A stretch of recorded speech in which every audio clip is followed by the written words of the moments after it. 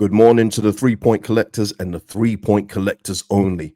Welcome back to the channel, people. KG is here and it is time for the cool down. Leeds United, great result. We're going to talk about that today. Daniel Farke's comments, talk of Europe. We're going to get into that and just things around the league as well that do affect Leeds United in our quest for survival. Before I get into that, big thank you to Mark, Isaac, and Ringo for the super thanks on yesterday's video, and new members of the channel, Gregory, Elmer Fudd, salute to you, John Knox, and Sly 2.0. Thank you for the support on the channel. If you want to become a member of the channel, the link is in the description. And keep the likes coming. Great interaction on yesterday's video. Let's keep that going and supporting the channel. But listen, people, we did end yesterday's video in 9th place, but results yesterday have pushed us down to 11th. And again, stop the count. I'll take it. 11th, I'll take it. Thank you very much. But no, we had a result yesterday that does kind of affect us. I mean, Man United beat Chelsea. Doesn't really affect us, really. But the result that did affect us was Brentford losing to Fulham. And obviously now Fulham go back ahead of us. But the key thing is that Brentford are down near the bottom. And Brentford took the lead and they were looking okay. But it's like I've said on this channel from the start, I do think Brentford will be in trouble. Maybe they'll survive, maybe they won't, but they will concede a ton of goals, and that's what's happening at this point in time. They're conceding a lot, and Fulham were good for the win. It could have been 4-1, and there was really dodgy goalkeeping by Kelleher. Gotta say, I think we dodged a bullet there. I know a lot of you were wanting Kelleher here, but I said it's a different pressure when you're the number one instead of being a spot starter at Liverpool. Big difference, and he's finding the transition tough right now. He could improve, but listen, we are where we are, and we want to keep it that way. Can we keep it that way? I don't know, but we're going to get into some of Daniel Farke's comments. There was some interesting stuff.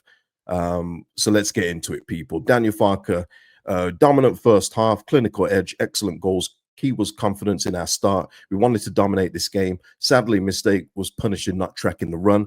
Crucial, we did not dwell on this, kept believing in the processes.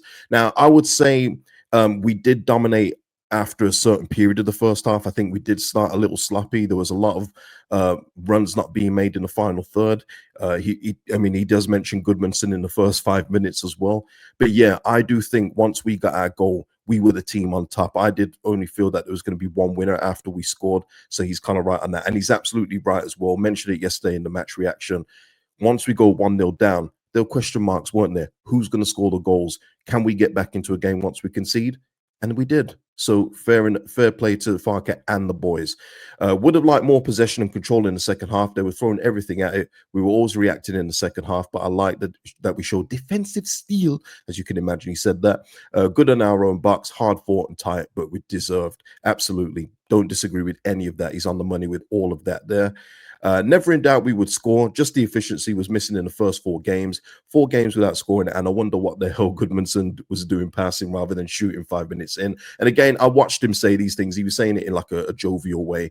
But yeah, so he's not actually digging out Goodmanson. It was more of a, hey man, please shoot next time. And I get that too. I have to mention on here that sometimes we take 2-3 touches when a simple pass would do, or maybe just get a shot off. So hopefully we see more of that going forward. This is the concern though, people. Farke says it's too early to provide a firm update on Bogle. Opponent studs landed on his foot and it's very swollen. Hopefully it's not bad, but we won't know until the next few days. And this obviously is something that we're going to have to keep an eye on, and hopefully we do get an update in the next few days, because this is someone we can't lose. He is a key component at the back. And even though for me yesterday Goodmanson was the man of the match, in a game where Bogle actually gets an assist, he shows how important he's been through our first 5 games. And if we miss him, we do miss a real crucial piece. Can James Justin step in and do what Jayden Bogle is? Hopefully we don't have to find out. Hopefully it is just a bruise on the foot and he can come back soon, because we're going to need him and our whole defensive unit for the Bournemouth game. So this is going to be something that we need to keep an eye on, because we cannot lose Jayden Bogle. Cannot lose him. I can't put into words how important he's been. For me, he's been our player of the season so far. And even in a game where, as I said earlier, he doesn't get the plaudits that maybe Goodmanson's getting for his overall game, he literally came up with the equalizing goal. His cross comes up for the equalizing goal for DCL. So yeah, he's been important. So we'll keep an eye on that one. Hopefully it's nothing too serious. We'll come back to it when we get an update. Um, the narrative, this is where Farke he had these interesting thoughts here. The narrative in this club changes every week. With 7 points, everyone will now discuss Europe. Football is emotions, and people can fear the worst after a loss. I'm glad we send them home to a nice weekend. We stay humble. They can dream a bit. What I will say is that I'm not thinking of Europe, and I don't know if anyone else is really thinking of Europe. I know a couple of you joked yesterday in the chat about talking about, well, we're looking at European spots. I know what the objective is this season. It's quite clear. It is to survive. Okay. There's nothing in the team that tells me we're trying to challenge for Europe. Listen, if we can string 3 to 4 wins together, hey, maybe we can have the conversation. But until that point comes, enjoy the 3 points, much like we did against Everton. But then it's on to the next one. When are we going to get our next 3 points? It's all about what you're going to do next, you know? So for me, Europe isn't in my thoughts. I promise you that. If Europe's in your thoughts, please leave it in the comments and let me know. Actually, I'm sure there'll be one person that will be thinking of Europe. And I'm not going to say their name on here. I'm going to see if they put it in the comments. But yeah, I think Daniel Farke is just saying, look, but he's kind of right. But that's what goes with the gig of being Leeds United football manager. If you don't want this kind of pressure, or if you find it a bit tough, this isn't going to be the place for you. But obviously, if we had lost against Wolves, the conversation is very different. Some of you in the comments were saying, if we lose against Wolves, Farke should go. So, and in all fairness as well, again, I didn't really see some of those people in the chat yesterday. That usually does happen when we win a game. But he's right. It is going to change, but that is football. You know, like with West Ham and Graham Potter, if they win yesterday, maybe talk of losing his job to Nuno or Slaven Bilic isn't so high as it is today. But they lose the game. That's what happens. That's what you get for being in the Premier League. Those are the stakes, and the stakes are high for every single football club. So yeah, the narrative will change upon result. That's just the gig. We have analyzed the last season and seen what you have to do in this league, but we stay humble. I do not want to speak publicly about this, about our window and our strategy. 7 points is good, but too early to celebrate us and other promoted sides. Well, I will give credit to all promoted sides so far because, I mean, Sunderland have still got to play as I record this, but everyone is showing a really good account of themselves so far. Of course, it's about doing it over the season. That's the most important thing. But when you compare it to the last two sets of promoted clubs, we're looking like we should be challenging for Europe in comparison to those guys. So yeah, but he's right. Stay humble, and it's about the next one. What I will say though, very interesting. 7 points is good, but but okay, stay on that point. You know who else was saying 7 points is good out of their first 5 games? Mr. Rio Ferdinand, formerly of Leeds United, but now of Man United. He sent out a tweet yesterday. Man United fans were like, is this what it's come to? We're celebrating 7 points in 5 games as Man United. I never thought I'd see the day, but Rio Ferdinand obviously thinks with the state of Man United that this is a good start for them. But so, fair enough. Going back to Daniel Farke just to finish. Oh, no, that is it. That is it.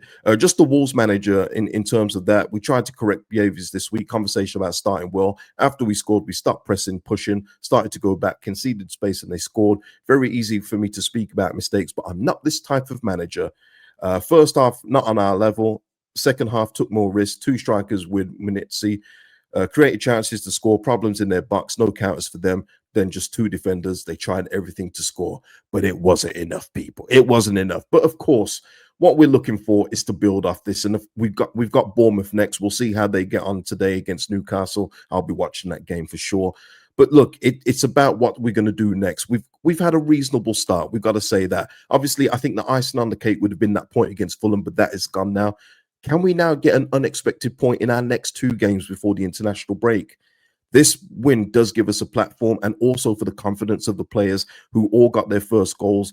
DCL, we're looking for him to build off that. It's going to be vital for him. We know that probably confidence for him is going to be key. So let's try and hope he can build off that. Give him some more supply like Bogle did yesterday.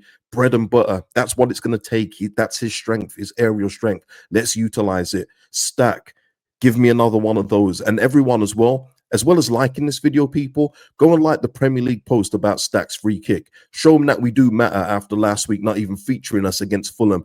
Go and run those likes up on, whether it's on X, I know it's on Instagram. Go and do that on there. And also Instagram, follow me on there, KG1V1. And also as well, Okafor obviously got tired towards the end. got another week to build his fitness up because we're going to need some more of that. Let's get some consistency that he hasn't had in the last 2 years. Let's get him in another game and see what else he can deliver. What I do want to see, and we'll talk about it next week for the preview, I am looking for Tanaka to come back in. I'm looking for Tanaka to come in, and I'm also hoping that Nanto is fit to go for a home game against Bournemouth, because Okafor, DCL, Nanto, I like the sound of that balance for what we've got. Let's hope that he gets fitter for the game next week. But yeah, people, if there's anything else that I've missed or anything else you want to add, put it in the comments below, or any general thoughts that you've got right now for anything that Farke has said, or your feelings in general. Like the video before you go. Enjoy the rest of your Sunday. I'll see you in the next one. Peace out.